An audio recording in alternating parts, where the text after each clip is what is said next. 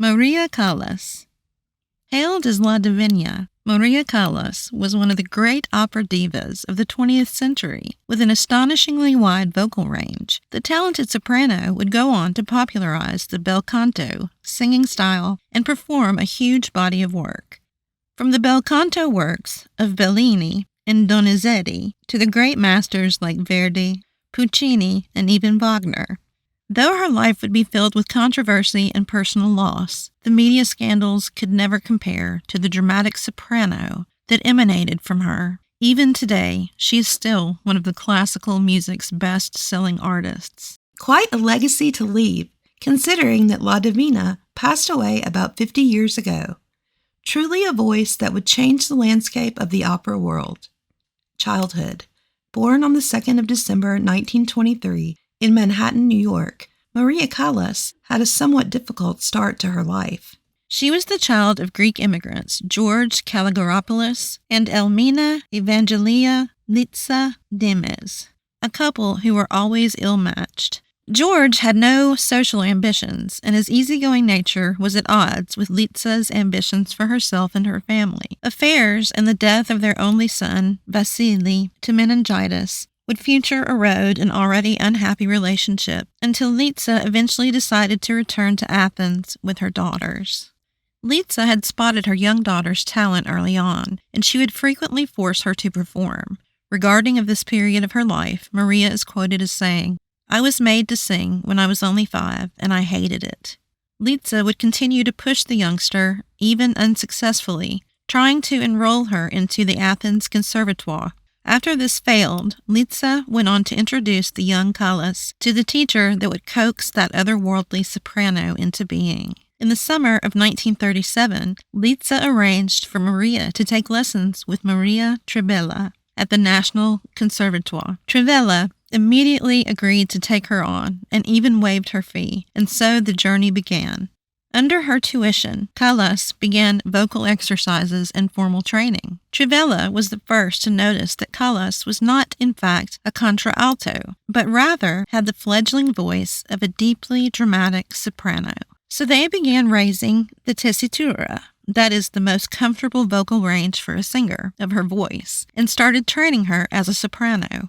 The training paid off, as she would make her first public debut on 11 April 1938 by ending the Trivella class recital at the Parnassus Music Hall with the Tosca duet. Callas studied with Trivella for a further 2 years before Litsa secured her a second audition at the prestigious Athens Conservatoire. Here she would study under the famous soprano Elvira de Hidalgo, who trained Callas in the bel canto singing technique that she would become so well known for.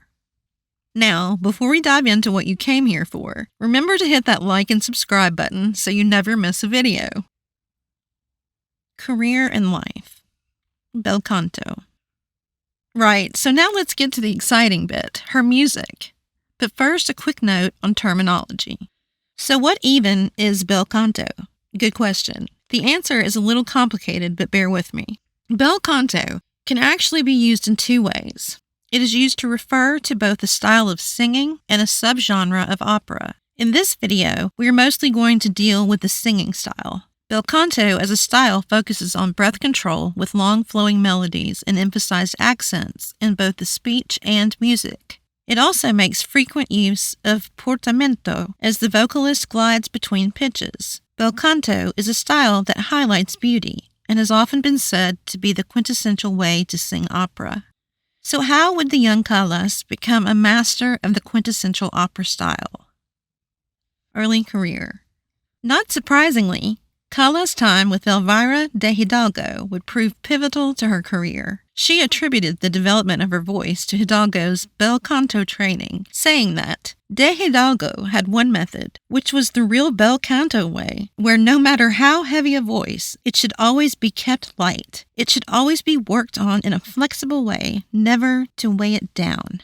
De Hidalgo was also instrumental in securing roles for the young soprano. Callas made her professional debut in February 1941. She would take the small role of Beatrice in Boccaccio by Franz von Suppe. Her first lead role would soon follow when she starred as Tosca in August 1942. By the time Callas left Greece, she had an impressive resume and had performed 57 times in 7 operas and had appeared in well over 20 recitals. Hardly a bad start there, is it? Main operatic career. Callas' rebellious spirit would come to the forefront when, again, the advice of de Hidalgo, who had advised her to establish herself in Italy, she left a newly liberated Italy for the United States. She went to see her father, but also to establish her career. This move would meet with limited success, and her teacher's advice would show itself to be worthwhile. After her return to the U.S. and her subsequent reunion with her father, Callas hit the audition circuit. Her success was limited, although an audition with Edward John, general manager of the Metropolitan Opera, was well received. It reportedly ended in an offer which she declined. 1946 would prove to be a pivotal year for Callas. She was scheduled to reopen the Chicago Opera House as Turandot, but the company folded before the production could be staged. With few offers, fate would smile on Callas. Niccolo Rossi Lameni, a basso who had worked alongside Callas on the production, was aware that Tullio Serafin was in search of a dramatic soprano to cast as La Gioconda, to be performed at the Arena de Verona in Italy. Serafin later recommended Callas to Giovanni Zinatello, a retired tenor who was so enthused with Callas' performance that he joined her in the Act 4 duet. Can you imagine a musical legend deciding you were good enough to jam with? Not bad for a day's work. And so, a few years later than her teacher de Hidalgo had advised, Callas made her debut in the role of La Gioconda in Venice, Italy. It would also be here that she would meet her first husband, wealthy industrialist Giovanni Battista Menaggini. Menaggini would prove to be a pivotal relationship for Callas. He would take over control of her career for several years until the dissolution of their marriage in 1953. He was a supportive and loving presence in her life that would allow Callas the space and time that she would need to establish herself as a musical force in Italy. The turning point towards bel canto. It was in Italy that we would see the pivotal moment that would shape the career of La Divina. It was here that she developed her famous technique and truly became a notable opera diva. It was in this period that Callas established herself as a vocalist with such a range that few would believe it. In 1949 in Venice, when Callas was due to play the role of Brunhilde in Wagner's Die Walküre, to be performed at Teatro La Fenice, it just so happened that the singer engaged to sing Elvira in Bellini's Pritani, an opera that was due to be staged by Serafin at the same theater, became ill. Serafin hunted high and low for a replacement, but was unable to find one. He then informed Callas that she would be performing as Elvira. Now, if you know anything about opera, you will know that it is almost unheard of for a singer to be able to cover the range necessary to sing both Brunhilde and Elvira. Generally, the voice needed for Elvira would be far too light for the seriousness of Wagner. So that gives you an idea of the extraordinary nature of Callas' voice. When she expressed hesitation that she did not know the role and was wholly unprepared to sing the role, he simply replied with, "I guarantee that you can." I don't know about you, but that feels like a lot of pressure to me. His faith was not misplaced, though. Her performance in both would be masterful. Her role as Elvira would serve as a conduit into the bel canto style and set her on a course that would define her career. An important debut. Despite having sung at almost every major theater in Italy by 1939, one opera house still eluded Callas. She had yet to make her debut at the Teatro alla Scala, the most prestigious opera house in Milan. Callas had encountered Antonio Girardelli, La Scala's general manager, when she had served as a substitute for Renata Tebaldi in 1950 in the role of Aida. Girardelli took an instant dislike to Callas and refused to host her at La Scala. However, fame and money speak, and as Callas' renown grew, Girardelli was eventually forced to relent. And so it was that she would finally have her official debut at La Scala in December 1951 in Verdi's One Vespri Siciliani. The unlikely duo would later be so successful together that Callas adopted La Scala as her musical home, and Girardelli even had a La Scala mount special productions for Callas. Callas went on to become the prima donna at La Scala. The Diva at La Scala.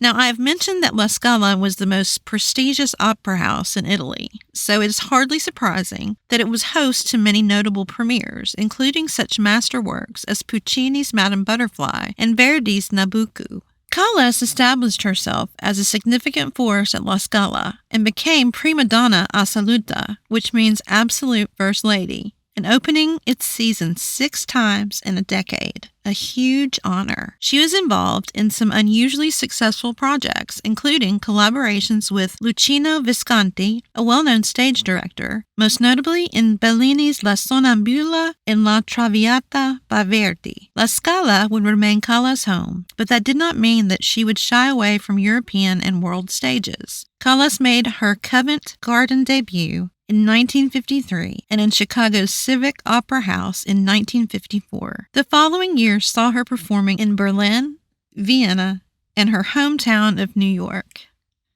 Media darling.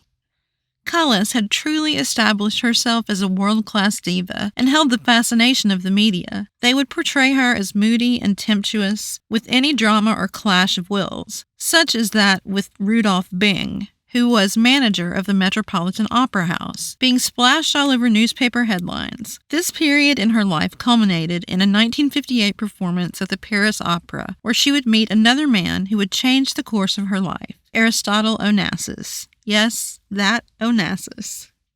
Private life. In 1959, Callas and her husband Giovanni Battista Menaggini were invited by Onassis to join him on his extremely luxurious yacht, the Christine. The guest list was incredibly impressive, including people like Winston Churchill. While the guests in the venue were certainly impressive, it was the chemistry between Callas and her host that was most noteworthy.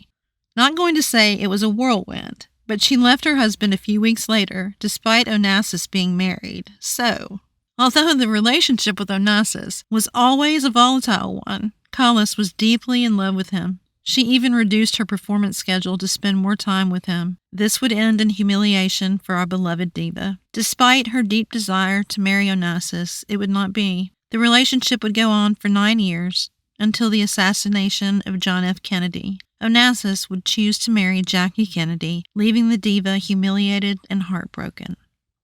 Later, life and death.